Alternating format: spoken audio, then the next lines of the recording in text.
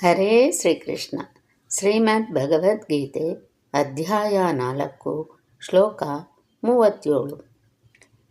ಯಥೈಧಾಂಸಿ ಸಮಿದ್ಧೋಗ್ನಿಃ ಭಸ್ಮಸಾತ್ ಕುರುತೇರ್ಜುನ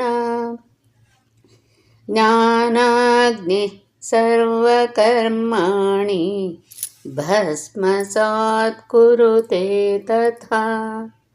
ಈ ಶ್ಲೋಕದ ಭಾವಾರ್ಥ: ಆತ್ಮ, ಪರಮಾತ್ಮ ಮತ್ತು ಇವುಗಳ ಸಂಬಂಧದ ಪರಿಪೂರ್ಣ ಜ್ಞಾನವನ್ನು ಇಲ್ಲಿ ಅಗ್ನಿಗೆ ಹೋಲಿಸಿದೆ. ಈ ಅಗ್ನಿಯು ಎಲ್ಲ ಪಾಪಕರ್ಮಗಳ ಪ್ರತಿಕ್ರಿಯೆಗಳನ್ನು ಸುಟ್ಟು ಹಾಕುವುದಲ್ಲದೆ ಎಲ್ಲ ಪುಣ್ಯಕರ್ಮಗಳನ್ನು ಸುಟ್ಟು ಬೂದಿ ಮಾಡುತ್ತದೆ. ಕರ್ಮದ ಪ್ರತಿಕ್ರಿಯೆಗಳ ಹಲವು ಹಂತಗಳಿವೆ.